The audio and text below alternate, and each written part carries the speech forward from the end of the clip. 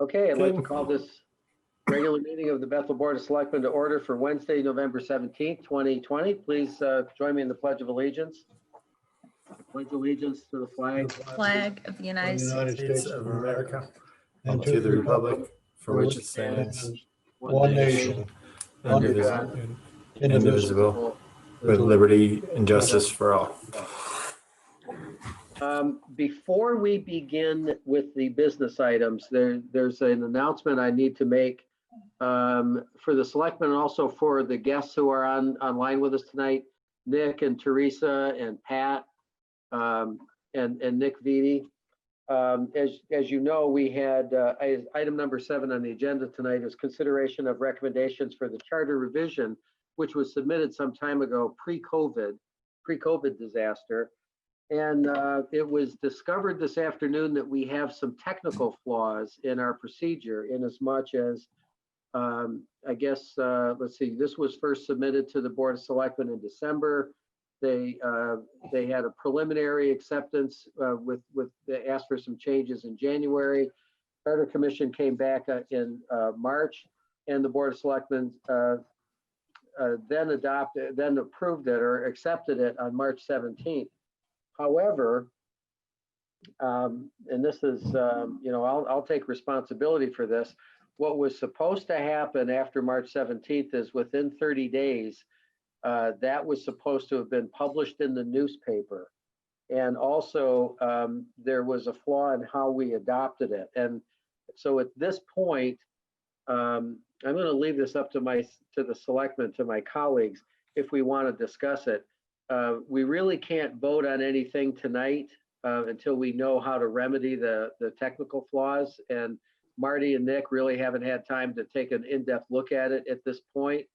So I'm going to recommend that we table it. And I didn't want our guests from Charter Revision hanging out all night, wait until we got to the end of the agenda. Appreciate that. Consideration for your time. So I'll ask my colleagues, Rich and Paul. My suggestion is we table this one cycle until we have an answer, until we know how to remedy this thing. So what are your thoughts? Is that okay with you guys, Rich and Paul? Yeah, that's all right with me. Just let's put it on the agenda for the next meeting, and hopefully we can get the answers by the next meeting, so it doesn't get prolonged any longer. All right. So you good with that?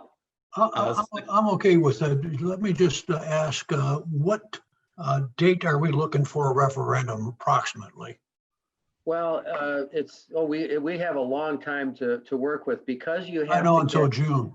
Yeah, well, not only that, but you have to get a minimum of 15% turnout to vote on this thing of the registered electors. And the registered electors I've heard it's up to 13,000, close to 13,400. So I don't think for a one-off referendum we've ever gotten more than 10% turnout. So it makes most sense to, if we're going to do a referendum on charter, to do it at the same time as we do the budget. Because people are going to turn out.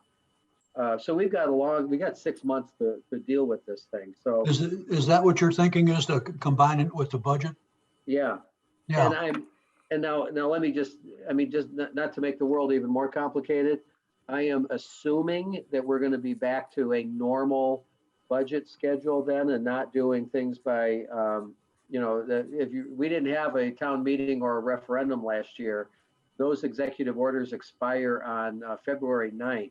And, there's an awful lot of talk about, effective vaccines being on the market by then, and being more of leading to a post-COVID world where we might be going back to normal. So that's what I'm assuming is going to happen, is that we'll have a referendum in May the way we normally would. Yeah, you're absolutely right. Putting it into winter months, I think I don't think you'd get 10 or 15% at all.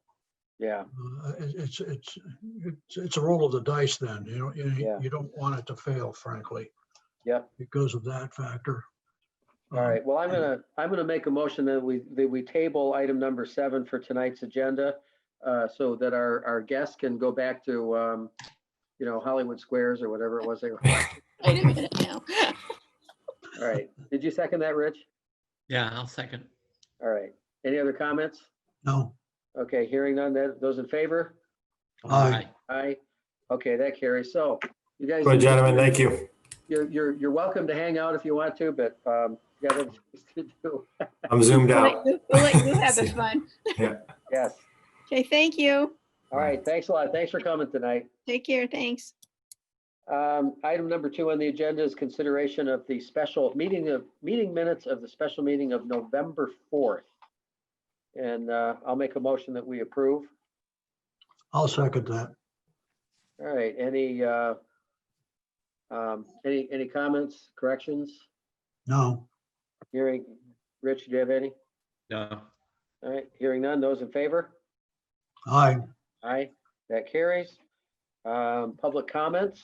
I think the public just left, so we'll go on to correspondence. Dion, we didn't have anything late breaking, did we? All right, so item number 5, first Selectmen's report. I'm basically just going to reiterate some things that you probably already know. The world has gotten very difficult again. The infection rate has been going up in Connecticut, but especially around the country. Connecticut's infection rate is now 5.5%. That's significant because it was under 1% just 2.5 months ago. And that has caused the governor to crack down a little bit, roll back some of the economic reopening plans that they had. So as I put out in the last community update, we've gone back to something close to phase 2 with some differences. The main difference being that personal services didn't change, but restaurants have a tighter schedule. They're back down to 50%, back down to 50% of their rated capacity, and they must close by 10 o'clock. Last dinner services at 9:30, no dinners after 9:30, and they must close by 10, but takeout can stay open as long as they want. The other thing that's happening is the governor has dialed back attendance at religious services, put that back down to a cap of 100. And he is recommending, and this is not a curfew that is subject to fines or anything, but there's a strong recommendation that came out of the Department of Public Health that people over the age of 65 and anyone with any kind of health compromising issues not go out between the hours of 10 p.m. and 5 a.m. And that has raised some eyebrows. I think what they're doing is they're trying to keep people from hanging out, having too many drinks. And I think that's the whole thing behind the restaurants too. But It's the younger people that are out between 10 a.m. and 5 a.m. and that's who it's targeted at. Because what I was going to say is the data that's coming from National Institutes of Health, CDC, and our own state health department, and this is corroborated by our local health department. The greatest rate of infection is the like 25 to 39 age group. There were people who were not. They got comfortable with one another. There was some upticks that occurred with kids in sports, but that was really brought under control very quickly. Restaurants have not seen any kind of a major effect of like people passing the virus in the restaurant itself. Schools are also very much under control. There have been some cases that came into the schools and that caused some quarantines, but the kids are not transmitting the virus in the school setting, which is a key part of this. What's happening is kids are catching it at home. And Dr. Carver and some other superintendents even made a comment at one point that it might be safer in some instances, in some rare instances, it might even be safer to have kids at school than it is at home, depending on what their home situation is. And if people are working, if they must work outside the house and they're getting exposed to the virus. So despite the fact that we're trending upwards, Connecticut and the New England states are still in better shape than any other part of the nation. Connecticut, as I said, is 5.5%. New York is 2.9. Massachusetts is 3.9.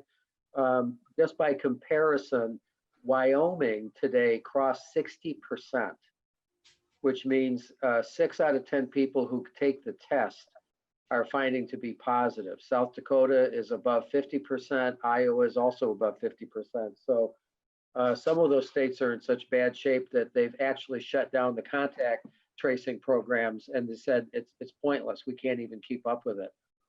Last thing I wanted to let you know is the governor announced the other day that Connecticut has joined the COVID alert system. This is now used by 13 states. Now Connecticut is the 14th state and the first one in New England. And what this does is you activate an app on your iPhone, and if you in your daily travels come within 6 feet of a person who was later found to be testing positive for more than 15 minutes, your phone will ping and tell you to go see your doctor or get a test. Obviously, there's some privacy concerns about that. It doesn't actually track your location. It's a Bluetooth communication that goes back and forth between phones like the AirDrop system. And some people have expressed some concerns about that. Nevertheless, as of yesterday, 600,000 Connecticut residents have already activated the system on their phones, which I found mind-boggling.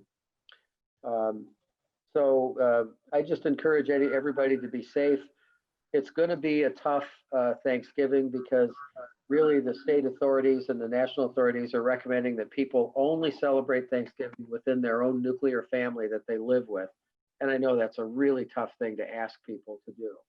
But that's where we are. So that's my report for tonight. I'll open the floor to my colleagues, see if you have any questions or anything you wanted to add. No. All right. Before we move on, Paula Antolini, I see you're on. I wanted to let you know that if you joined, I saw you joined a little bit late. If you had joined to listen in on the consider of recommendations for charter revision, we had to table that due to a legal technical issue that we have to resolve. So I didn't want you hanging around waiting for half an hour although I don't think it's gonna be that long. I didn't want you to wait if that was your only reason for being here. So anyway, just to let you know.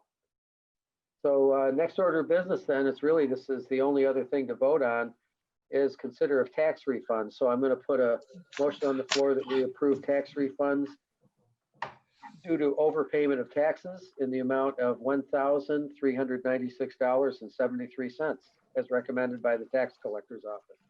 Second. All right, second by Paul. Any discussion? No, most of these are nothing but automobiles. Yeah, they're trade-ins, ends of lease, and all that kind of stuff. Yeah. All right, those in favor, please signify by saying aye. Aye. Aye, that carries. One last thing, we did get a notice from the Bethel Democratic Town Committee of recommendation for 3 appointments. Hey, Matt, Yeah, I did put that on the agenda for that special meeting tomorrow. oh, that's on the agenda for tomorrow? Mm-hmm. Okay, all right, never mind. Is that, those are, I noticed, I read the ones from Nick Vitti. Is that all from, that was from the Democratic Town Committee? Is that replacement of all? Yes, Because I know we have one on our side of the aisle that's for the Ethics Commission, okay? yeah, yeah, right. Which we will vote on, provide a name to the Board of Selectmen following tomorrow night's meeting of the RTC. All right, yeah, there's no hurry on that because there hasn't been any reason to meet anyway. But yeah, Nick Vitti himself is taking Bonnie Brown's position, who resigned from Economic Development. Ken Kopak on Insurance and Pension will replace Tom O'Leary, and Pat Orsino on Ethics will replace Dina Valenti. But then there is that other opening on Ethics, as you Yeah, mentioned. we'll have that in the Board of back to the Selectmen's office by, I guess, later on this week. Okay, very Okay. good. In that case, I'll entertain a motion to adjourn. So move. So moved by Rich, second by Second. Paul. Those in favor? Aye. Aye. Have a good night, everybody. That motion carries. Thanks for Be safe. coming. Yep. Take care.